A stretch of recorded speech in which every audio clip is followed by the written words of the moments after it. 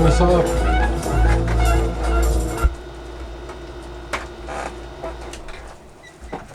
Hey, it's Saturday night, and I've had a wonderful day, so I'm kind of hyped, and so I thought I'd share with you my energy.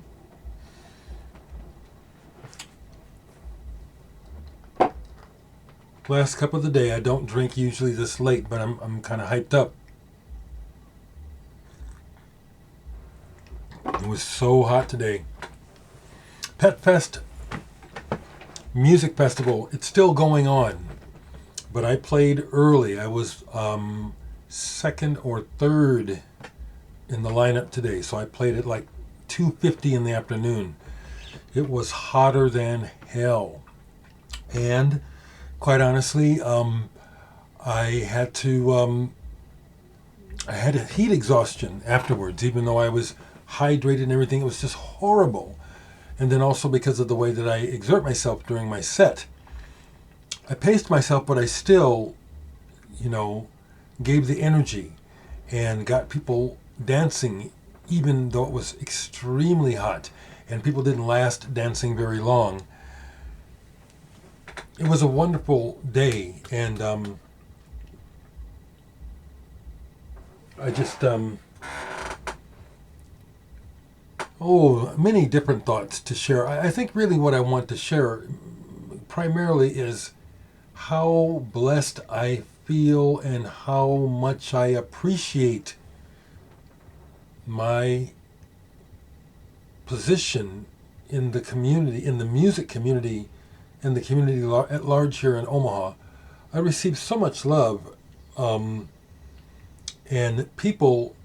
It was really nice to play today. Man, my shit sounded so good on that big sound system. See, that's one of the big kicks for me, is to hear my tracks through a large, good sound system, because I mixed that stuff really good. And it blew people away.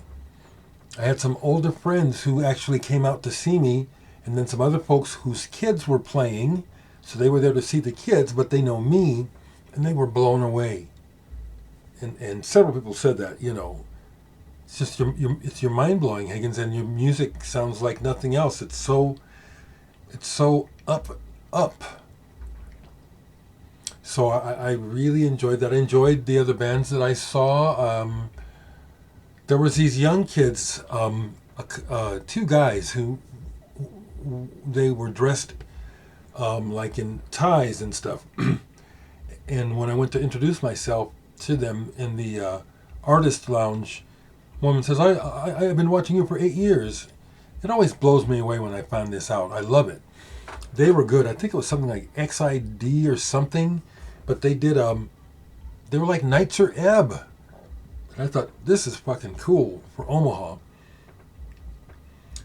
Most of what I saw was good, but there were what I call like standard bands like Little Brazil played. And they have to me like almost a typical Midwestern sound. Not to take away from them because they're a good band, but it's kind of what I expect to hear. Another band that played last year played again. It's a cool name. It's like Thirst Things First from Lincoln. They were good last year. They were even better this year. I really liked them. They have a multimedia presentation, but that wasn't what it was. They groove. My God, they had 3 songs in their set that was like, had me doing this very unabashedly. It was like, this shit is grooving. So I had a lot of fun today. Besides the friends who came to see me play and other friends who were just there for the whole event, connecting with people feels so good, One fellow who I'd never met but was in the audience came up to me after I came back because I went home to cool down because I was about to die after my set. I really felt like I was going to pass out. But when I got back, this young man came up to me and said, I really love your music. I really love your music. Is it true you were in the Black Panthers? I said, I'll be damned. People know, Yes, it is true. I haven't talked about it in a while, but I was a member of the Black Panther Party.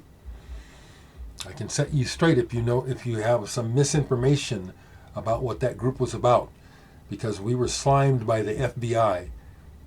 I went through it myself. I have direct experience where the FBI were treating black people like dogs and really targeting us unfairly. We were not enemies of the state.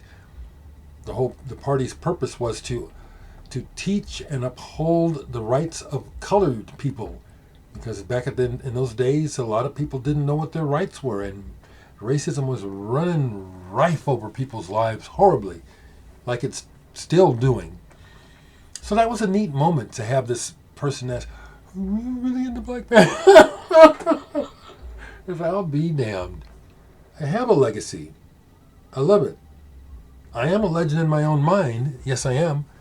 But I am also actually that, locally. I love it. I love it.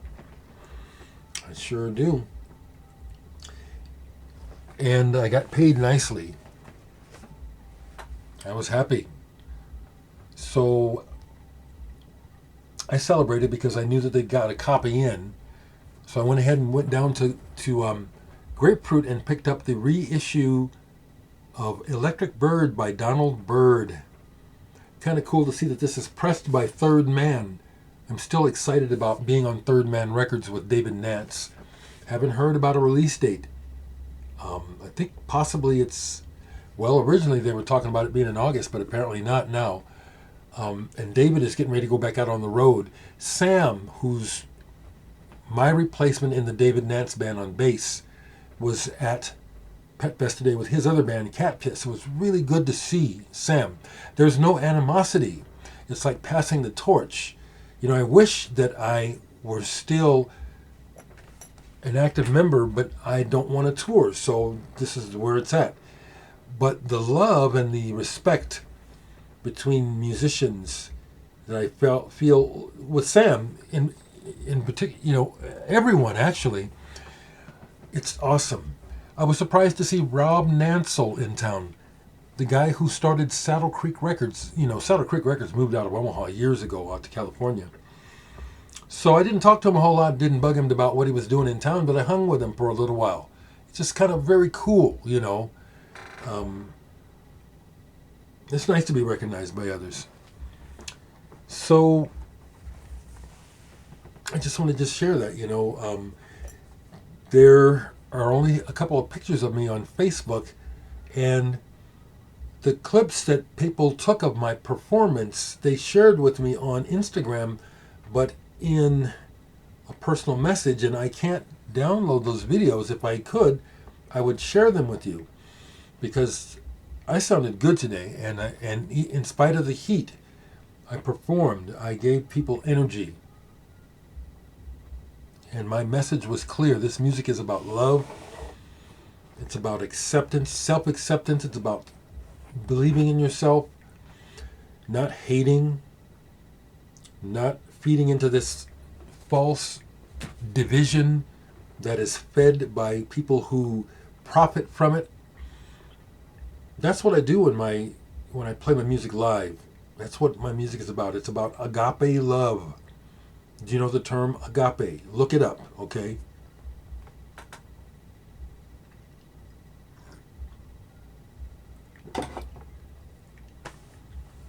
If you see this, Michael Dawson, I'm not surprised you have all those. I would love to see your collection. I know it would absolutely blow my mind. I know Michael P. Dawson's collection would blow my mind. That man, I know he's got some rare gems in his collection. I can just tell. I can tell. A lot of stuff that I wish I had, as well as stuff that I do have. But I know you got records I wish I had that I can't. I don't have them. So I'm rambling a little bit, but it's nice to kind of do this energy dump because it helps me to come down. Tonight will be a hard night to sleep, even though it's only 7:30.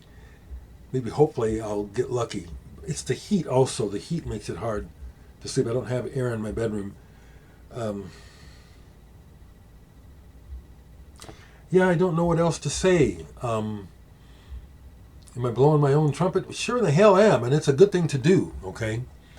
We should, I don't like to use that word, but I'll use it right now. People should honestly assess themselves and give themselves credit for who they are, who you are.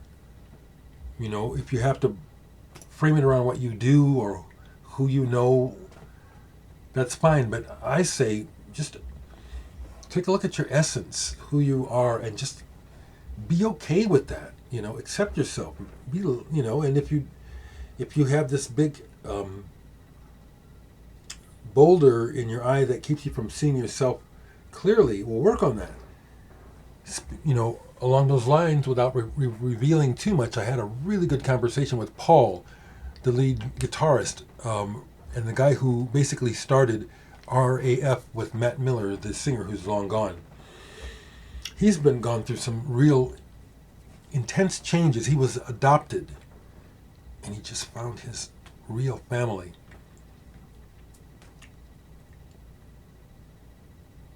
Well, I don't know where I was going with that. Oh, see, Paul is one of those people who, because of, it's always messed with his mind, who am I really, and he is a brilliant, intelligent man, but he's so full of self-doubt. And that came up in the conversation while talking about, meeting his real mother for the first time in his life. Wow. But the feeling that it gave him, it's like, I'm not alone. That just really felt good to hear him say that. I'm not alone. But interestingly, his neuroticness about his life has been a wellspring for his creativity. Paul is an amazing guitar player, seriously. He can just pull out of his back pocket riffs like, it's like, where did that come from? I've never heard that before. Like I said, my good friend Alan, who's in town from Minneapolis, lifelong friend, when I played him a live clip of us, he said, "This isn't punk rock. This is stellar hard rock. You guys almost sound like Rush." And I really appreciate that because he's correct. We come from the background of establishing the band on the punk scene, but we're far from a punk rock band. We have that in us, but we are a heavy, heavy, heavy band. Really looking forward to the show next Saturday, and I, pumped that up today at Pet Fest, and sounds like a lot of folks are going to try to make the show next week. What else? Yeah, it was important for me to also let the gay people and the trans people there, because it's probably happening now. No, it's going to happen at 8. There's going to be a drag show, and so in the artist, trailer, which is pretty big. It's actually a portable museum or like art gallery. So I just made it a point to speak out on behalf of pride and accepting people exactly as they are, and got that love back. When I came back from going home, and a bunch of the performers who were going to be here to performing in a minute, they were in the dressing area, getting ready and putting on makeup, and their reception of me was I really appreciate it. It's love, people. It's why I speak out against foolish politics. I'm not a Democrat.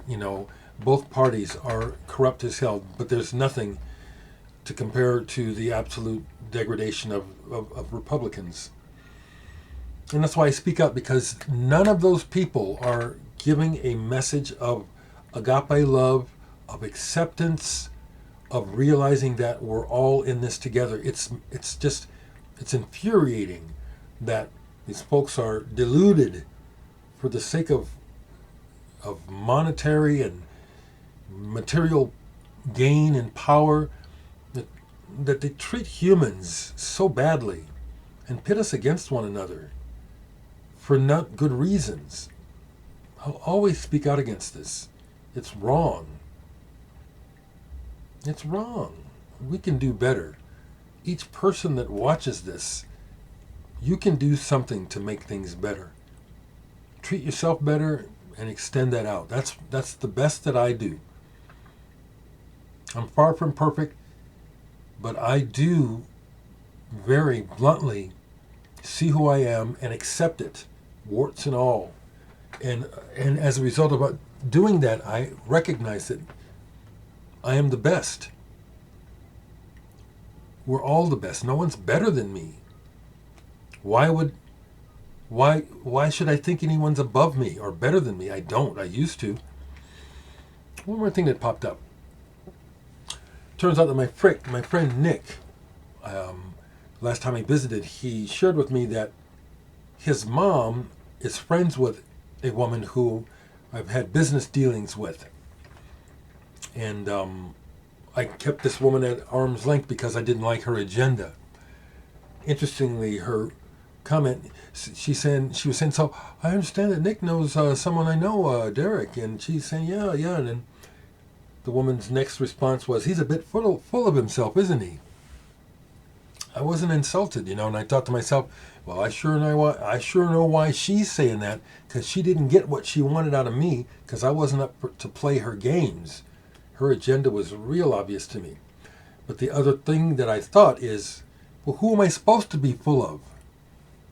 There's room for a lot of people in here, but I better be full of myself. I better be recognizing and respecting and valuing myself. You people who haven't got that figured out yet, that you can't get it from other people unless it's coming from you. You can't fool that. You can't cheat that. If you're not feeling it, it's all fake. I'm not even going to go there. You can imagine who I'm thinking about regarding the mess that America is in right now, politically and legally. So I just needed to come on and vibe with you for a while, whether you watch this or not. I just wanted to share it with you. Still having thoughts about Edward Caspell, still reverberating from that contact with him and thinking more and more about the idea, well, yeah, maybe there is something to present to him to see if he likes it, wants to work with it. Oh, along those lines, next Tuesday is my first appointment with Hank Red, the saxophonist, musician, composer who famously worked with Stevie Wonder and came up with the horn arrangement for Sir Duke. The first thing you hear on that Stevie Wonder record is my friend Hank Red leading the horn section. I'm just thrilled, I'm blown away, also that, I'm going to be paid at professional scale. It's kind of mind-blowing, actually. But I'm going to help him start and hopefully finish his next recordings. And am I thinking about approaching him to play on something of mine? You better believe it. Okay. That's what I got for you, folks. I'm looking down here. I got nothing else here. Okay. Leave a comment if you like.